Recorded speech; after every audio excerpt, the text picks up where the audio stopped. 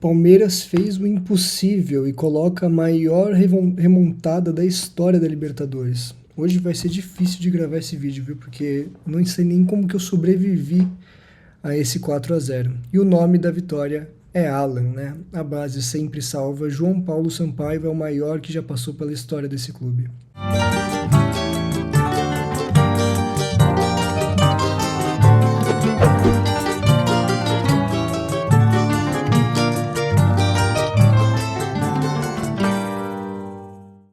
Antes de entrar no vídeo, peço a todos que se inscrevam no canal, deixem o like, claro, se gostarem do conteúdo. Se inscrevam também nos canais que estão na descrição se vocês gostam de futebol brasileiro para além de Palmeiras. Aqui é só Palmeiras, lá a gente fala de futebol brasileiro de forma geral, e não tem só palmeirense lá. Então se inscrevam lá, me sigam também no Twitter se tiverem, que também está na descrição. E é isso, bora pro vídeo. Bom, né, se tinha um time que podia virar um 3-0 na ida, era o Palmeiras, o verdadeiro time da virada. Difícil gravar depois de tudo isso, do nervosismo dos 4 gols, tô sem voz já, mas é um absurdo, né? Esse time vai matar a gente um dia.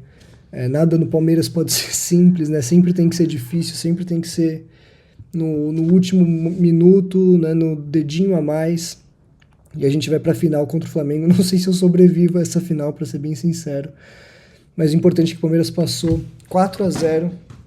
Hoje não vai ter muita questão tática, né? A gente fez o pós-jogo, o pré-jogo. Falei como eu entraria pro time, como analisei os perigos da aposta do Abel, né? Eu pessoalmente não teria ido da forma como ele foi, mas se tem alguma coisa que a gente precisa falar hoje sobre o Abel Ferreira é que ele teve culhão. Ele foi pro all-in, ele entrou com um time totalmente ofensivo, ele foi para fazer os 4-0 no primeiro tempo, essa é a verdade. O Abel teve culhão, ele foi macho de colocar um time assim, que era tudo ou nada. Se desse merda, perdia no primeiro tempo. A LDU de fato teve chances, né? Teve 2 cabeçadas dentro da área da LDU, mas nada que de fato ameaçasse a meta do Palmeiras. Agora, deu tudo certo, né? Como precisava dar. O Vitor Roque ainda perde uma chance absurda de tocar para o Alan, né? Ali talvez já sairia o 3º gol do Palmeiras. Não pode fazer aquilo num jogo como esse, mas a gente teve outras chances e colocamos a bola para dentro, né? É um jogo com muitas histórias, você vai demorar para digerir tudo que aconteceu hoje. O Veiga, né? O Veiga, pelo menos para mim, assim, eu tenho dificuldade de considerar ídolos algumas pessoas, considerar ídolos de forma geral, né? Eu tenho poucos ídolos na história do Palmeiras, considero poucos como ídolo. O Veiga para mim é ídolo já há algum tempo. Eu costumo dizer que eu prefiro esperar sair do clube, se aposentar, para então falar de idolatria. A mesma coisa do Dudu. Dudu também para mim é um ídolo dessa história recente do Palmeiras. Talvez o Praz, né, para mim, talvez esses 3 sejam os mais importantes desse novo momento do Palmeiras desde 2015, né? E o Veiga, de fato, não tem como colocar, ele precisaria fazer uma merda muito grande, né? E eu venho aqui criticando, não tanto o Veiga, mas o uso do Veiga pelo Abel Ferreira. Mas o fato é que o Veiga, eu acho que não tem nada que ele faça em campo que tire a idolatria dele, né? Eu acho que ele pode ser titular na final e fazer a pior partida da vida dele, fazer 3 gols contra, que ele não vai manchar a idolatria dele. Acho que o Veiga deixar de ser ídolo, ele teria que realmente pisar na instituição, né? O que ele fez com a camisa do Palmeiras, um jogador que eu sempre defendi antes de ser emprestado, sempre gostei muito do Veiga, dentro das características dele, é importante dizer, hoje ele jogou onde ele deve jogar, é um jogador de 2, 3 toques, um jogador para chegar e finalizar, fazendo isso ele é muito bom, um dos melhores do Brasil, em boa fase, claro. Ele não é jogador de criação, não é jogador de associação, é o que eu falo sempre aqui, não era jogador pro jogo de ida. Cara, uma partida inacreditável, né? O Sosa fazendo gol, quem diria, né? Perdeu um gol absurdo lá, não absurdo, né? Mas um gol que era para ter feito, né? Ainda mais na altitude, é uma bola para você chutar rasteira, forte, na transversal, no canto do goleiro não tem como pegar. Ele chutou um pouco em cima do goleiro, fez o primeiro gol hoje, algo imprescindível, né? E esse tipo de coisa é aquilo que dá moral, né? O Sosa sai gigante desse jogo, né? O Veiga, ele já é gigante, não tem muito o que dizer. Ele bate o pênalti, né? Isso é ter culhão, é o que eu falo que falta pro Everton às vezes, né? Tomar esse tipo de... O Veiga, cara, o Veiga outro dia tava negando bater um pênalti, entregando a bola, se não me engano, pro Piquerez, falando que não ia bater, dada a confiança que ele tinha. Hoje, a bola da final ele pega e bate. Bateu uma batida até razoavelmente arriscada, quase que o goleiro pega com o pé, mas uma batida de segurança. E o Veiga, não tem muito o que falar do Veiga, né? 2 lances, 2 gols. O terceiro gol é todinho dele.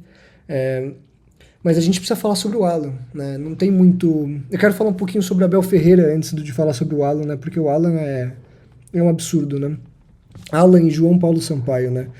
Mas, bom, Abel Ferreira teve culhão. Colocou o que eu faria no segundo tempo, ele fez no primeiro tempo. Né? Quem sou eu também para fazer isso ou aquilo, né? Eu só sei analisar futebol, eu não sirvo para ser técnico, né? Eu sempre falo aqui, para você ser técnico você tem que ter uma série de outras coisas, tem que ser psicólogo, você tem que ser... não basta só saber de jogo. Inclusive tem muitos técnicos que sabem pouco de jogo, ele tem nos auxiliares, aqueles que entendem do gramado, né? Mas eu, pessoalmente, achei arriscado porque eu sabia que a LDU não ia ficar, pelo menos nos primeiros 15 minutos do primeiro tempo, ela não ia simplesmente estacionar o carro lá atrás, né? Fazia sentido fazer uma pressão, tentar jogar para surpreender o Palmeiras, porque se faz o primeiro gol da LDU, acaba o confronto. Então, eu já imaginava que a LDU faria isso, né? E de fato fez, a LDU, mas fez durante muito tempo, né? A LDU praticamente não se fechou. A LDU jogou como se precisasse do resultado. Bizarro também a estratégia do Thiago Nunes, né? O Thiago Nunes foi muito mal. Acho que o que o Abel Ferreira foi mal lá na altitude, o Thiago Nunes foi mal hoje aqui no Allianz, né? Mas, bom, para completar a questão do Abel, né? Eu acho que ele entrou com Alan de ala, Bruno Fux de 8, né? Uma escalação com muitos pontos fracos defensivamente, né? E uma escalação que precisava dar muito certo para conseguir não sofrer. O Palmeiras demorou um pouquinho para encaixar a marcação quando a LDU começou a se soltar.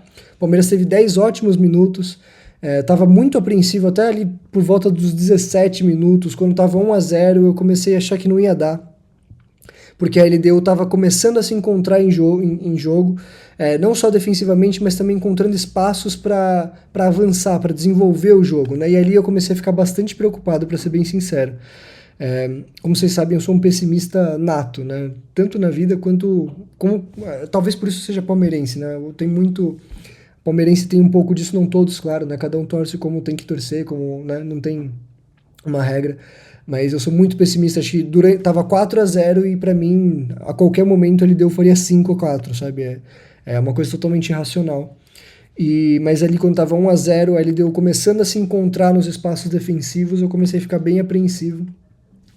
Até que surge, né, uma figura que é muito diferente, né? O Alan, né? E aí junta com a questão Abel Ferreira, né? Porque simplesmente não dá para tentar explicar por que o Alan é reserva desse time. O Alan é um jogador diferente, é um jogador absurdo. E eu já admiti várias vezes aqui, eu acompanho a base, e eu não via isso no Alan na base. Via isso em outros jogadores, não no Alan. Eu tinha muito mais expectativa no Luigi do que no Alan, né? O Luigi, que inclusive, subiu antes do que o Alan, se eu bem me lembro. Mas é um jogador absurdo, né? E a gente fala que base é base, profissional é profissional por causa disso. O Alan nunca foi um destaque inacreditável na base, né? Tanto que tá aí, não foi vendido com 16 anos como o Hendrick Estevam.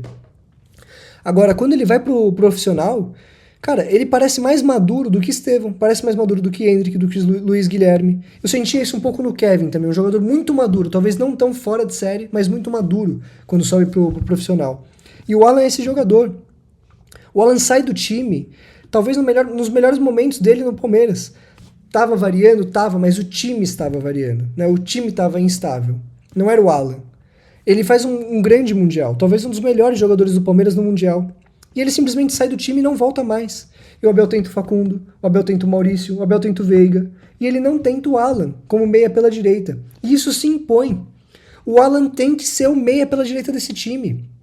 É um lateral no lugar onde ele jogou hoje e é o Alan no lugar do Maurício, ajudando o Andréas Pereira no meio de campo, porque o Alan vai ter essa característica de voltar mais, de ser quase que um 8. Até alguém comentou na live hoje, você não acha que ele deveria fazer essa função trocando com o Andréas? E é exatamente isso. O Alan ele precisa estar na meia direita para poder se fundir com o Andreas Pereira e trocar a posição com ele. O Andreas poder ter mais liberdade, porque se o Andreas avança, o Alan ocupa o espaço. E o contrário. Né? O Alan é um jogador que vai entregar muito para o Palmeiras como esse 8/10 ali no lugar do Maurício. Não dá para entender isso. E hoje, se o Abel Ferreira, como lá contra o River Plate, né, eu falei, olha, eu não vou... contra o River Plate não, desculpa, gente, contra o São Paulo. Eu não vou elogiar o Abel Ferreira, porque no segundo tempo o Abel Ferreira fez aquilo que ele deveria ter feito no primeiro. O Abel Ferreira desfez as merdas que ele fez no primeiro tempo. Né? E hoje passa um pouco por isso. O Abel Ferreira ele se colocou numa posição de ter que ir pro all-in. E ele ganhou, e ele sai gigante por ter ganhado. Né? Quando você aposta tudo e você ganha, você sai gigantesco. Não tem o que falar, né? Não tem o que dizer. A minha posição sobre continuidade ou não do Abel Ferreira é a mesma desde 2023, não vai mudar. Né? Porque isso é uma análise a longo prazo, não é uma análise pontual jogo a jogo. A análise pontual jogo a jogo é de performance, é de tática, dessas coisas.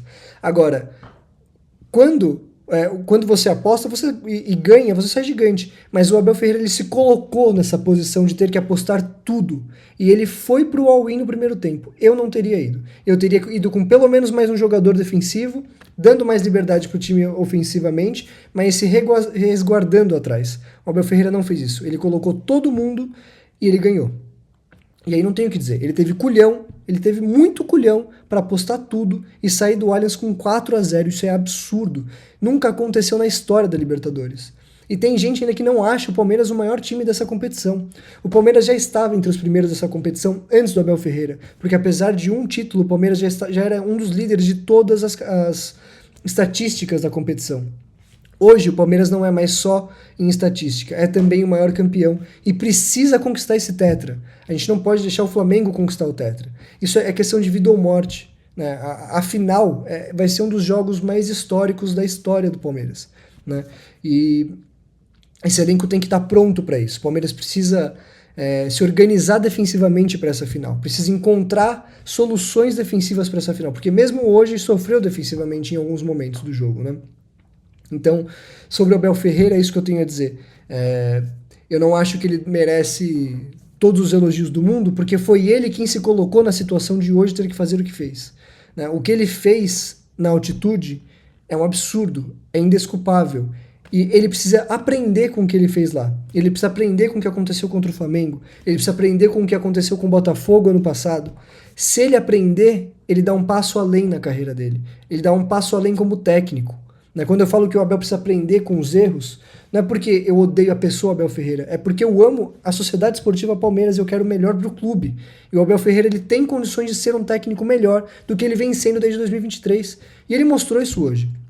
Porque não é só a escalação, é a infiltração do Sousa, é o Vitor Roque fazendo uma movimentação mais central para você infiltrar o Sousa enquanto o Piquerez passa. São os detalhes muito bem pensados do Abel Ferreira para o jogo de hoje. É você explorar o AD, o zagueiro central do LD, o que é muito fraco. Né? E aí é você colocar o Alan, que era óbvio. Era óbvio, todo mundo colocaria o Alan para esse jogo. Acho que ninguém tinha dúvidas de que o jogo era pro Alan. Acho que quase ninguém também tinha dúvidas de que era um jogo pro Sousa. Né? Eu teria entrado com o Sousa, mas teria entrado também com o Felipe Anderson, né? Talvez com o Sousa no lugar do Maurício. E o Alan.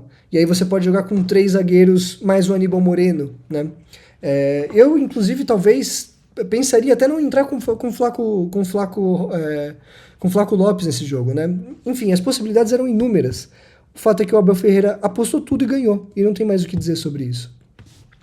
E a imposição que se dá depois desse jogo é que o Alan seja titular desse time. Não tem conversa. O Alan hoje, talvez ele seja o melhor jogador do Palmeiras. Todo jogo que ele entra, ele muda o jogo.